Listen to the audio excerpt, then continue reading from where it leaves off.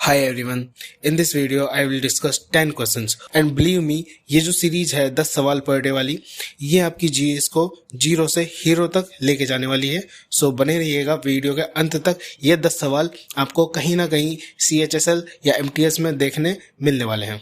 सो पहला क्वेश्चन है who has the power to regulate the citizenship in India. So जब भी हम सिटीजनशिप की बात करते हैं तो हमें आर्टिकल्स याद आने चाहिए, आर्टिकल 5 से आर्टिकल 11। और वहीं जो आर्टिकल 11 है वो पार्लियामेंट को पावर देता है सिटीजनशिप को रेगुलेट करने की। सो इसमें आंसर आएगा आपका parliament. And next question, who was the founder of Arya Samaj. तो इसमें आपको याद रखना है कि आर्य समाज के फाउंडर का नेम है दयानंद सरस्वती। इसको आप एक ट्रिक से याद कर सकते हैं कि दया आ रही है आपको, मतलब अगर कोई किसी को पीट रहा हो तो वो उसे ये भी बोल सकता है ना कि दया आ रही है आपको मेरे ऊपर, तो दया आ रही है, दया आर्या है, दया आर्या है। So that's Dayanand Saraswati Arya Samaj. And question number 3। So question number 3 is very popular question in the history of SSC। ये क्वेश्चन हमेशा पूछा ही जाएगा। अगर 30 शिफ्ट हैं तो 30 में से 25 में सवाल आता है। ये है आपका 5 इयर्स के बारे में। तो 5 इयर्स के बारे में जो आपके 5 इयर्स प्लान थे जो आपके 1951 से स्टार्ट हुए थे उनके बारे में ये सवाल है। और इसी के बारे में इसको तोड़ मरोड़ के कुछ ना कुछ हमेशा पूछा ही जाता है। तो ये तो आपको बहुत ही ज़्यादा क्लियर होना चाहिए। तो इसमें पहला ऑप्शन देखो, सेकेंड 5 ईयर प्लान 1956 टू 1960। सो देखो जो फर्स्ट 5 ईयर प्लान था वो 51 टू 55 चला था। अगला 56 टू 60 चला था। नेक्स्ट 61 टू 65 चला था। एंड देन आफ्टर हमारे आ जाते हैं क्राइसिस। एंड क्राइसिस भी कई तरह के, जैसे कि इकोनॉमिक क्राइसिस 1995 में जो इंडो पाक वॉर हुई थी उसकी वजह से। दूसरा क्या है कि उस टाइम पे फॉरेन एक्सचेंज क्रंच भी चल रहा था। तीसरा हमारे जो लाल बहादुर शास्त्री जी हैं उनकी डेथ हुई थी 1966 में और उसके बाद PM बनी थी हमारी इंदिरा गांधी। तो इंदिरा गांधी जब PM बनी थी तो उस टाइम पे पॉलिटिकल स्टेबिलिटी चाहते थे लोग कि पहले पॉलिटिकल स्टेबिलिटी आ जाए फिर हम नेक्स्ट 5 ईयर प्लान अनाउंस करेंगे। तो इसीलिए 3 साल तक इस दौर में हम मतलब एक साल का प्लान लेके आए। ये first year, second year, third year. So ये जो आपके प्लान्स आए थे ये 1966 से 1969 तक चले थे। सो इसमें देखो आंसर क्या होगा। इसमें देखो सेकंड 5 ईयर प्लान यहाँ से यहाँ तक चला, ठीक है। थर्ड 5 ईयर प्लान 61 टू 65 तक चला, ये भी ठीक है। लेकिन फोर्थ 5 ईयर प्लान 66 से 1970 तक चला, ये वाला गलत है। क्योंकि मैंने आपको बताया कि थर्ड के बाद 1 ईयर के 3 साल तक प्लान बने थे। उसके बाद फोर्थ 5 ईयर प्लान है वो हमारा अनाउंस हुआ था। और जो फोर्थ 5 ईयर प्लान जो हुआ था वो 1969 से 1974 हुआ था, ना कि 1966 से 1970 तक। सो जो इसमें आंसर आपका होगा वो होगा A and B. So answer 4 is the right answer. And again you will pause the video and try to answer this question. In this part of the constitution will you find the 6 broad category of fundamental rights. देखो किस part में जो 6 broad category जो fundamental rights की वो हमें मिलती है। तो सबसे पहले आपको ये पता होना चाहिए कि जो फंडामेंटल राइट्स हैं वो किस पार्ट में है। तो वो है पार्ट 3 में। तो इसका आंसर है पार्ट 3।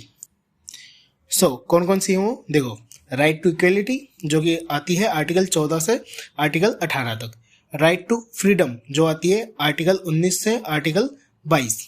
राइट अगेंस्ट एक्सप्लॉयटेशन जो कि आर्टिकल 23 और 24 के अंदर आती है। Right to freedom of religion ये आता है आपका आर्टिकल 25 से लेकर आर्टिकल 28 तक। और फिर आता है आपका कल्चरल एजुकेशनल राइट्स, ये आपके आर्टिकल 29 और आर्टिकल 30 में आता है। देन आफ्टर आपका आता है जो मोस्ट इंपॉर्टेंट आर्टिकल है वो आर्टिकल है 32, right to constitutional remedies. Doctor Bhimrao Ambedkar ji ने भी सोल ऑफ द कॉन्स्टिट्यूशन बोला था। Then after next question, what is the balance of trade of a country. So what is the balance of trade of a country. So balance ये है कि जितना हम आयात करेंगे उतना ही निर्यात हो रहा है, मतलब जितना एक्सपोर्ट है उतना ही इंपोर्ट है। तो देखो जो ट्रेड है वो इंपोर्ट एक्सपोर्ट पर ही डिपेंड है। तो पहला देखो, पहला ऑप्शन है ratio of international trade, second option है नंबर ऑफ एक्सपोर्ट्स। बैलेंस हमें देखना है, बैलेंस देखना है। तो बैलेंस में हम दोनों चीजों को कंपेयर करेंगे, एक तो इंपोर्ट एंड एक्सपोर्ट। थर्ड है difference between imports and export, and last one is number of imports. तो देखो वैसे ही आपको पता लग गया होगा कि इसमें जो आंसर है वो आंसर है 3। तो देखो अगला क्वेश्चन है the peninsular plateau of India was a part of which continent earlier. So इसमें पूछा है कि जो पेनिनसुलर पार्ट था वो इंडिया जो यूरेशियन प्लेट है उससे टकराने से पहले किस कॉन्टिनेंट का पार्ट था। तो इसमें आंसर आ जाएगा आपका अफ्रीका। सो क्या था, अगर मैं आपको इसकी थोड़ी बैक स्टोरी बताऊं तो जो एक सुपर कॉन्टिनेंट था गोंडवाना लैंड, वो टूट कर विभाजित हुआ था, धीरे धीरे वो टूटता हुआ लाइक उसी में से अफ्रीका निकला, South America, Australia, Antarctica and then after from Africa जो इंडिया का जो पेनिनसुलर वाला पार्ट है वो अफ्रीका से टूटकर धीरे धीरे यूरेशियन प्लेट की ओर बढ़ा, और उसने यूरेशियन प्लेट से टकराकर जो हमारे हिमालयाज हैं उनको फॉर्म किया। सो इसमें आंसर आ जाएगा आपका Africa, answer number 3। Next question है the financial year in India starts from 1 April and ends on. So it's very simple, आपको ईयर देखना है तो आपको पता होना चाहिए कि अप्रैल से पहले क्या आता है, 31 March. So it is 1 April to 31 March, and this is the answer. So जैसा कि मैंने आपको बोला था कि 5 ईयर वाला प्लान का जो क्वेश्चंस हैं वो आपके बार बार रिपीट होने वाले हैं। तो आप देख सकते हैं कि मैंने 10 क्वेश्चन लिए, उसमें से ही मैंने 2 बार 5 ईयर प्लान्स आपको बता चुका हूं कि 2 क्वेश्चन यहीं रिपीट हो गए। तो आप सोच लो कि आपके एग्जाम्स में क्वेश्चन कितनी बार रिपीट होने वाला है। ये आपको हर एक शिफ्ट में मिलने वाला है क्वेश्चन, ये आपको हर एक शिफ्ट में क्वेश्चन ये आपको मिलने वाला है। सो इसका देखते हैं कि क्या बोलता है क्वेश्चन।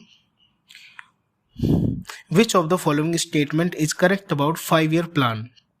सो देखो all 5 year plans have equal rates of growth. देखो ये जो पहला है ना, ये बोल रहा है कि क्या हर एक 5 ईयर प्लान्स में जो ग्रोथ थी वो इक्वल थी। तो ये काफ़ी ज़्यादा एक्सट्रीम स्टेटमेंट हो जाता है, ऐसे स्टेटमेंट्स जनरली अवॉइड करना। और जो कि लाइक ये बोल रहा है कि कांस्टेंट मतलब कि इक्वल रेट्स ऑफ ग्रोथ है, जो कि नामुमकिन है, हो ही नहीं सकता है ऐसा कि आप हर एक 5 ईयर प्लान्स में सेम रेट ऑफ ग्रोथ पालो, है ना। तो ये पहला तो हो जाएगा गलत। The planning commission was constituted इन 1951, तो इसे अभी होल्ड पे रखते हैं। Third one is the first 5 year plan was started in 1951, so it is right. मैंने आपको पहले बताया था, इससे पहले जो हमने 5 ईयर प्लान वाला जो क्वेश्चन डिस्कस किया था मैंने उसमें आपको बताया था कि जो फर्स्ट 5 ईयर प्लान है वो 1951 में स्टार्ट हुआ था। तो इसी से हमको आइडिया लग गया कि तीसरा आंसर है the president was ex officio chairperson of the planning commission. So it is very wrong statement, president नहीं, यहाँ प्राइम मिनिस्टर आएगा, ठीक है। एंड नेक्स्ट क्वेश्चन है which of the following parts of Indian constitution is described as Magna Carta of India. तो देखो जो Magna Carta है, मैग्ना कार्टा एक लैटिन वर्ड है जिसका मतलब होता है ग्रेट। तो देखो मैग्ना कार्टा एक लैटिन वर्ड है जिसका मतलब होता है ग्रेट चार्टर। अब देखो जो ये ग्रेट चार्टर था, इसकी जो हम इनिशियल जो ओरिजिन है वो हम 1215 से, जो 1215 में जो इंग्लैंड का किंग था वहां पर ये लागू किया गया था। इससे क्या हुआ था कि जो किंग की जो पावर्स थी वो कम हो गई थी। सेम हमारे यहाँ पे जो फंडामेंटल राइट्स हैं वो सेम काम करते हैं कि जो गवर्नमेंट है उनकी पावर को कम करते हैं हमारे जो फंडामेंटल राइट्स हैं। और सेम अगर हम इंडिया में देखें तो जो हमारा गवर्नमेंट ऑफ इंडिया एक्ट 1919 था, जो कि हम मोंटागू चांसफोर्ड रिफॉर्म के नाम से भी जानते हैं उसे, सो उसको ही इंडियन मैग्ना कार्टा बोला गया था। And because it was the beginning of constitutional and responsible government in India. So, Magna Carta is related to fundamental rights. I hope you like this video and do subscribe my channel for next video, and thank you so much.